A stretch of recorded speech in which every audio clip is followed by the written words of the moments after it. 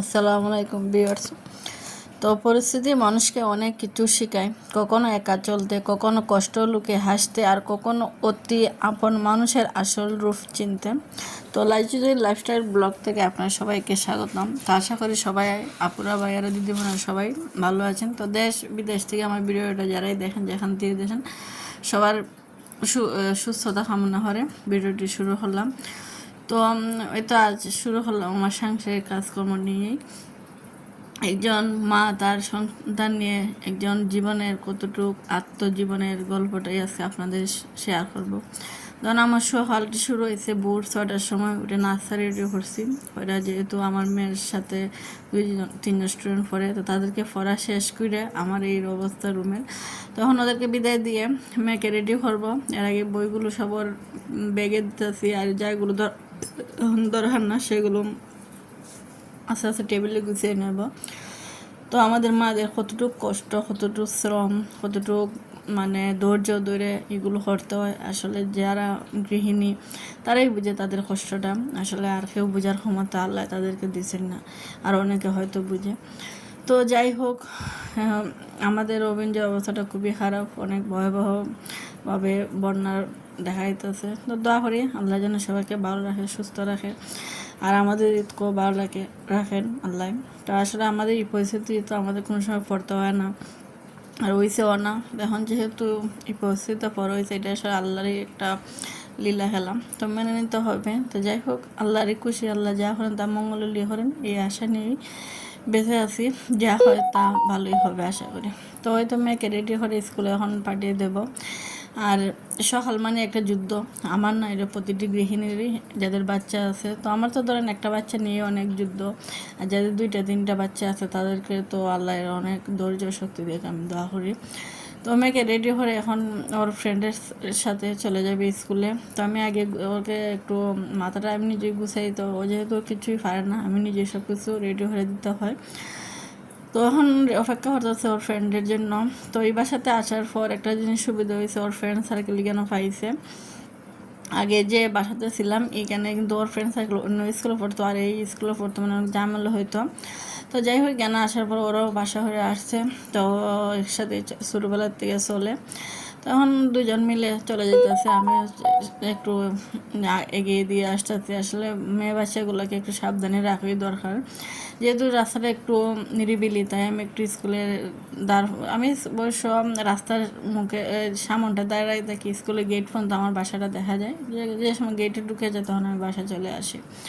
তো স্কুলে অবশ্য ওদের যে খালা আছেন ওনাকেও আমি কন্ট্যাক্টে রাখছি, যে ধরেন স্কুল থেকে আসার সময় উনি নিয়ে আসেন আর দেখাশোনা করেন, ওনাকে কিছু টাকা দিয়ে দিই, আর ফোন টোন করি যে কী অবস্থা। কিন্তু আসলে টেনশন থাকে মাদের, মেয়ে বাচ্চাদের জন্য আরও বেশি টেনশন। আসলে ছেলে হোক আর মেয়ে হোক, মা তো টেনশন থাকবে।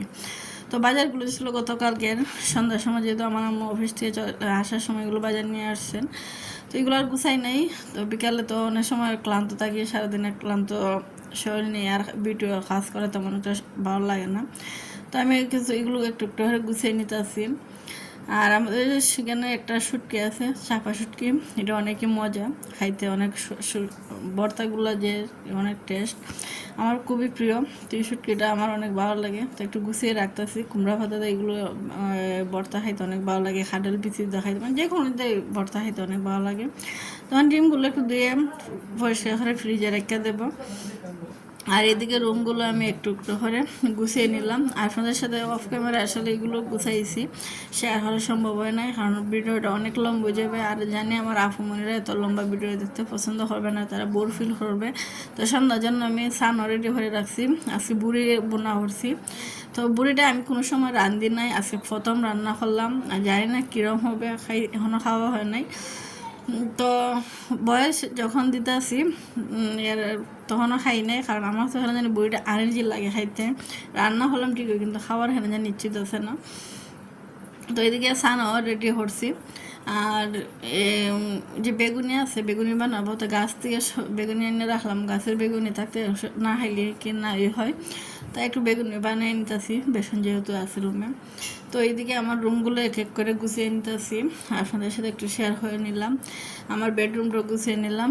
আর এই রুমে যেহেতু আমার বাইরে এরা নাই, তো একই বিছানা তো সবসময় দেখবেন, কারণ এটা আমি আর চেঞ্জ করি না, মেহমান কেউ আসলে এটা চেঞ্জ করি।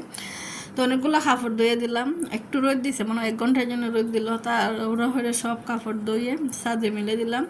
কিছু কাপড় শুকাইছে, তারপরও ধরেন ফোরনের কাপড়গুলো সাথে সাথে না ধুলে কিন্তু অনেক কাপড় জমা হয়ে যায়, আর কাপড়গুলো জমা থাকলে ফরার মতন কাপড় থাকে না, যেহেতু দীর্ঘদিন ধরে বৃষ্টি হইতেছে, তাই তার ওরা কিছু মানে 1 ঘন্টার ভিতরে আবার বৃষ্টি চলে আসছে।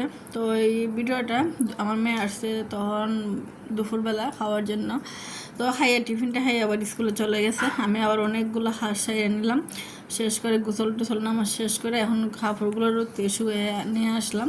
তবে 1 ঘন্টা অনেকগুলো কাপড় শুকিয়ে গেছে, যেগুলো ভিজা এগুলো তারে মিলিয়ে দেবো, আর যেগুলো শুকনো এগুলো গুছিয়ে রাখবো। আর কাপড়গুলো আসলে গুছিয়ে না রাখলে রুমগুলো ভালো লাগে না, আর আমি সবসময় চেষ্টা করি সব কাপড়গুলো সাথে সাথে গুছিয়ে রাখার। আর এদিকে কাপড়গুলো গুছিয়ে রাখবো, আর যার যার রুমের কাপড়গুলো আমি রেখে দেবো। আর এদিকে গোছাতে গোছাতে মানে বিকাল 3টায় গেছে, আমিও খাওয়া দাওয়া করে শেষ করলাম, তো মেয়ে চলে আসলো, আর ওকে নিয়ে এখন একটু ঘুমাবো আর রেস্ট নেব। তো তারপরে এখন নাস্তাটা শেয়ার করা হয় নাই, যেহেতু নাস্তা আগে আমি বানাই রেখে দিয়েছিলাম। তো এই তো এখন মেয়েকে নিয়ে পড়তে বসাইলাম, তো আমি আর তো বসে থেকে মোবাইল আমি তখন দেখি না, যেহেতু মেয়ের পড়া ডিস্টার্ব হবে, তো সেলাই একটু করি বসে বসে।